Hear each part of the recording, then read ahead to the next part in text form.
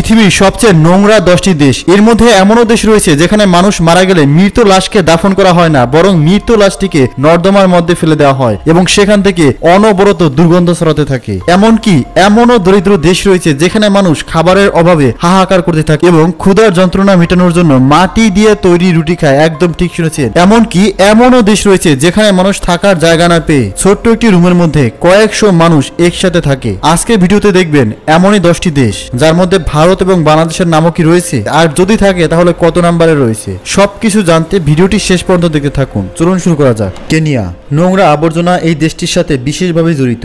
সেখানকার জনজীবন খুবই শোচনীয়। কেনিয়া খুবই দরিদ্র একটি দেশ। সেখানে রয়েছে প্রচুর বস্তি, ঝোপঝাড়ের মতো ঘরবাড়ি, যেখানে বসবাস করা মানুষ তিনবেলা ঠিকভাবে খেতেও পায় না। মৌলিক চাহিদার কোনোটাই ঠিকভাবে পায় না তারা। সেখানকার বাচ্চারা ময়লা আবর্জনার মধ্যে খেলা করে। অনেক সময় তারা বিভিন্ন রোগে আক্রান্ত হয়, কিন্তু চিকিৎসা করার মতো পর্যাপ্ত অর্থ কিংবা হাসপাতাল কোনোটাই সেখানে নেই। এমনকি তাদের ব্যবহারের মতো টয়লেটও সেখানে নেই। তারা রাস্তাঘাটে যেখানে সেখানে টয়লেট করে। সেখানকার পানি খুবই নোংরা, যা ব্যবহারের উপযুক্ত নয়। সেখানে ময়লা ফেলার আলাদা কোনো জায়গা নেই। তারা যেখানে ইচ্ছে ময়লা ফেলে। অনেকে আশেপাশের নদীতেও ময়লা ফেলে, আর সেই নদীতে তারা শাকসবজি, জামা কাপড় ধোয়া সহ গোসল করা, এমনকি সেই পানি তারা পানও করে। সেখানে প্রায় 50টি পরিবারের জন্য রয়েছে গড়ে একটি পাবলিক টয়লেট। এছাড়াও এমন অনেকেই রয়েছে যারা সরাসরি প্লাস্টিকের ব্যাগ ব্যবহার করে টয়লেট করার জন্য এবং সেগুলো সরাসরি ফেলে দেয় ময়লাতে কিংবা নদীতে। তাই তারা বিভিন্ন পানিবাহিত চর্মরোগেও আক্রান্ত হয়। মশা মাছির কারণে ডেঙ্গু জ্বর, কলারিয়া, আমাশা সহ অনেক ধরনের রোগে আক্রান্ত হয়ে সেখানকার বৃদ্ধ থেকে বাচ্চা সকলেই অল্প বয়সে মারা যায়। বিশুদ্ধ পানির অভাব মেটাতে অনেকেই বৃষ্টির পানি ধরে রাখে। এদেশের এত করুণ অবস্থার পেছনে রয়েছে শিক্ষার অভাব।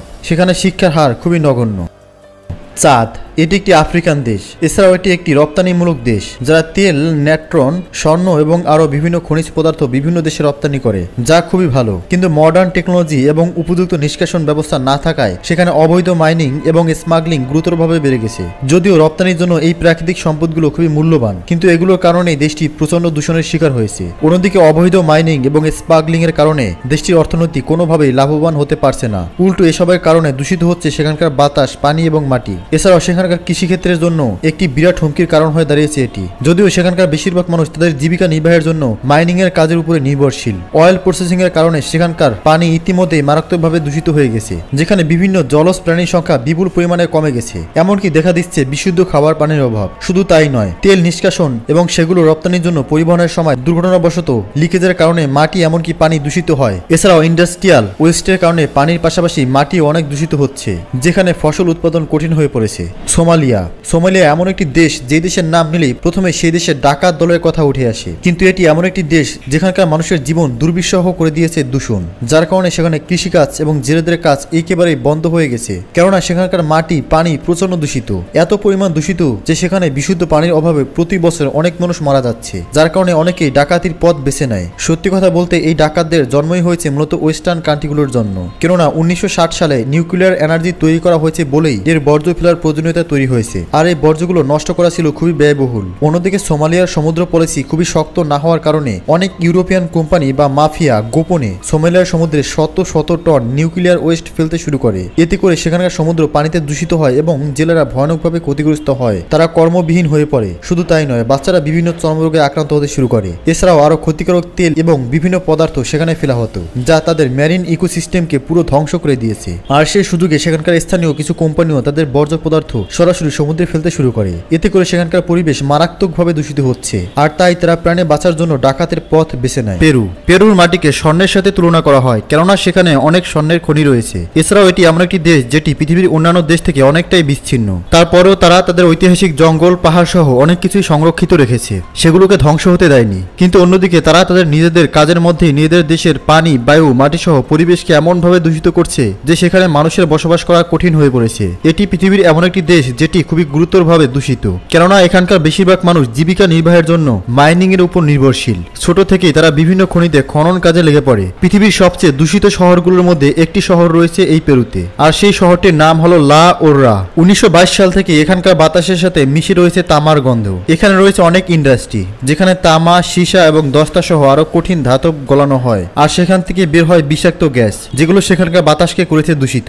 এছাড়াও প্রতিষ্ঠানের ময়লা আবর্জনা সরাসরি বিভিন্ন নদীতে নদীতে ফেলা হয় আর সেখান থেকে খুবই মারাত্মকভাবে পানি দূষিত হয়। এছাড়াও মাটি দূষিত হয় আর সেই মাটি থেকে বিভিন্ন শাকসবজি উৎপাদন হয়। নদী থেকে মাছ আর সরাসরি নিঃশ্বাসের সাথে মানুষের শরীরে পৌঁছে যাচ্ছে এই বিষাক্ত বিষ, যা সেখানকার মানুষদেরকে গুরুতরভাবে অসুস্থ করছে। একটা রিসার্চ অনুযায়ী সেখানকার 99% শিশুদের রক্তে মিশে আছে সীসা। মাইনিং এর বেশিরভাগ কাজগুলোই হয় অবৈধভাবে, তাই এতে করে পেরুর অর্থনীতিরও বিশেষ কোনো উন্নতি হচ্ছে না, কেননা তারা কোনো ট্যাক্স প্রদান করে না। উল্টো সেখানকার বাতাস, মাটি, পানি এবং পরিবেশ দূষণের কারণে সেখানকার মাটিতে ফসল উৎপাদনের জন্য বিভিন্ন কেমিক্যাল যুক্ত সার ব্যবহার করা হচ্ছে, যা মানবদেহের জন্য খুবই ক্ষতিকারক। কেননা ফুড চেইনের মাধ্যমে এই সমস্ত কেমিক্যাল খাবারের মাধ্যমে মানুষের শরীরে পৌঁছে যাচ্ছে। 2024 সালের এপ্রিল মাসে একটি রিপোর্ট অনুযায়ী প্রথম 4 মাসের মধ্যেই সেখানে 325 জন মানুষ মারা গেছে শুধুমাত্র ডেঙ্গু জ্বরে। এছাড়াও আক্রান্ত হয়েছিল 4,17,000 মানুষ। এছাড়াও প্রতি বছর সেখানকার মানুষ বিভিন্ন রোগে মারা যাচ্ছে।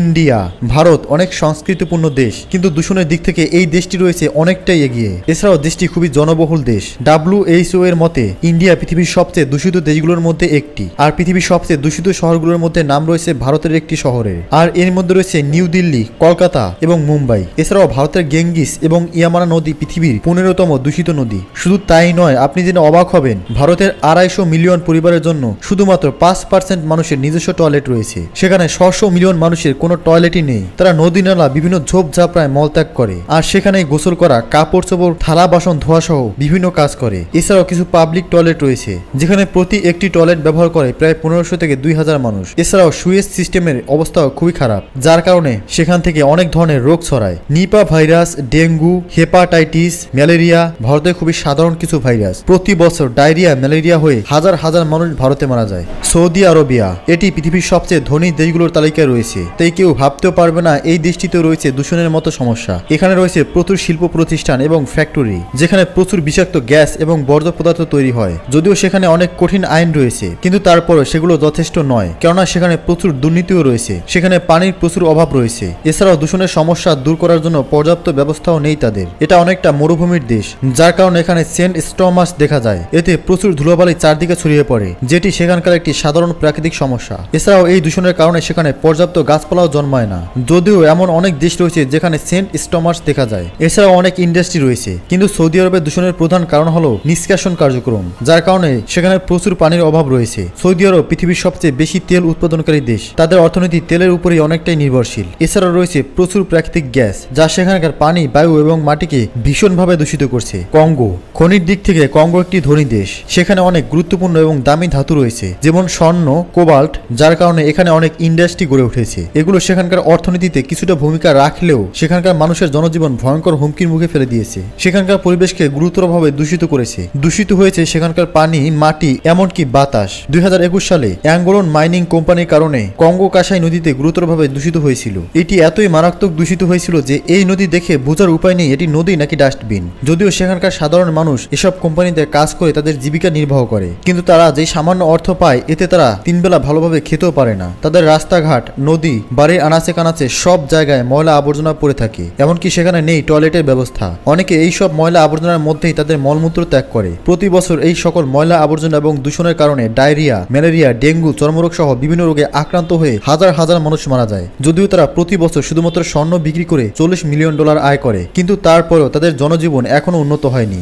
মঙ্গোলিয়া, যদিও এই দেশটিকে অনেকেই সবুজ শ্যামল দেশ ভাবতে পারেন, কিন্তু বর্তমানে দূষণের কারণে এর রূপ একেবারে পাল্টে গেছে। দূষণের পরিমাণ এখানে মারাত্মক পর্যায়ে চলে গেছে। বিশেষ করে এখানকার মাটি এত বেশি দূষিত হয়ে গেছে যে এটি এখন শুধুমাত্র সেখানকার অর্থনীতিকে প্রভাবিত করছে নয়, বরং সেখানকার মানুষের জনজীবনকেও প্রভাবিত করছে। তবে প্রাকৃতিক সমস্যার চেয়েও সেখানকার মানুষের কিছু ভুলের কারণেই তারা আজ এই ভোগান্তির মধ্যে পড়েছে। আসলে মঙ্গোলিয়াতে পশু লালন পালন অনেক বড় একটি গুরুত্বপূর্ণ কাজ হয়ে উঠেছে। সেখানে অত্যাধিক পশু লালন পালন করা হয়। 2019 সালে ইউনাইটেড নেশন ডেভেলপমেন্ট প্রোগ্রামের একটি ডাটা অনুযায়ী সেখানে 70.9 মিলিয়ন পশু রয়েছে, যেটা সেখানকার সাধারণ ধারণ ক্ষমতার চেয়ে অনেক বেশি। এরা মাঠে ঘাটে ঘুরে বেড়ায় এবং বিভিন্ন গাছপালা খেয়ে মাটির উপরে অনেক বেশি চাপ প্রয়োগ করে, যার কারণে মাটির উর্বর শক্তি নষ্ট হয়। এছাড়াও এদেশে মাইনিং ইন্ডাস্ট্রির পরিমাণ অনেক বেশি, যেমন তামা, কয়লা, আয়রন ইত্যাদি, যা একদিকে যেমন দূষণ করছে বায়ু, তেমনি মাটি এবং পানি। নাইজেরিয়া, যদিও আফ্রিকার মধ্যে নাইজেরিয়াকে সবচেয়ে উন্নত মনে করা হয়, কিন্তু এখানকার নোংরা পরিবেশও এটিকে একটি আলাদা পরিচয় দেয়।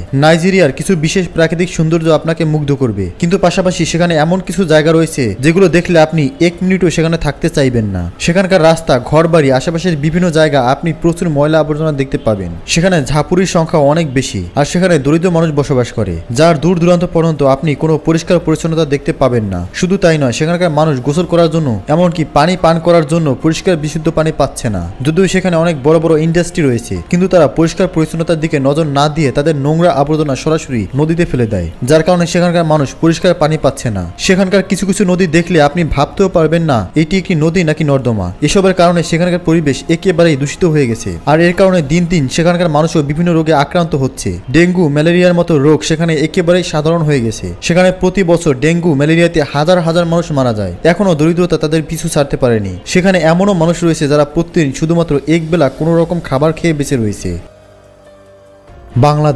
বাংলাদেশ ভারতেরই পার্শ্ববর্তী একটি দেশ। দূষণের দিক থেকে এই দেশটিও রয়েছে অনেকটাই এগিয়ে। এখানকার রাজধানী ঢাকার বিভিন্ন রাস্তার পাশেই ময়লা আবর্জনার বিশাল স্তূপ দেখা যায়। রাস্তার পাশেই ছেলেরা প্রস্রাব করে। অনেক ঘরহীন মানুষ রাস্তার পাশেই রাত কাটায়। যদিও আয়তনের দিক থেকে বাংলাদেশ খুব বড় কোনো দেশ নয়, কিন্তু বাংলাদেশের জনসংখ্যা তুলনামূলক অনেক বেশি। বিভিন্ন ইন্ডাস্ট্রিয়াল ওয়েস্টের কারণে এখানকার অনেক নদীর পানি এত পরিমাণ দূষিত হয়েছে যে সেগুলো থেকে প্রচন্ড দুর্গন্ধ বের হয়, যেমন বুড়িগঙ্গা, যার কারণে বাংলাদেশের অনেক অঞ্চলের মানুষ বিশুদ্ধ পানির অভাবে ভুগছে। তাই এখানকার মানুষ বিভিন্ন পানিবাহিত এবং চর্মরোগে আক্রান্ত হয়। ময়লা আবর্জনার কারণে ডায়রিয়া, ডেঙ্গু, ম্যালেরিয়ার মতো সমস্যাও নিত্যদিনের সঙ্গী। অথচ এই দেশের মানুষের তুলনায় পর্যাপ্ত উন্নত চিকিৎসা ব্যবস্থা এবং হাসপাতালের অভাব রয়েছে। এছাড়াও এখানে দরিদ্র মানুষের সংখ্যাও কম নয়। আর এই সব কিছুর পিছনে দায়ী ছিল বাংলাদেশের স্বৈরাচার সরকার শেখ হাসিনা। কেননা এই দেশ একটি উন্নয়নশীল দেশ হলেও এখানকার 90% সম্পদ স্বৈরাচার শেখ হাসিনা এবং তার ডাকাত বাহিনীরা দেশ থেকে আমেরিকা, কানাডা সহ অন্যান্য দেশে পাচার করে দিয়েছে। মানা হয় যদি শেখ হাসিনা সরকার ক্ষমতায় না থাকতো তাহলে বাংলাদেশ এতদিনে উন্নত দেশ হিসেবে প্রতিষ্ঠিত হয়ে যেত।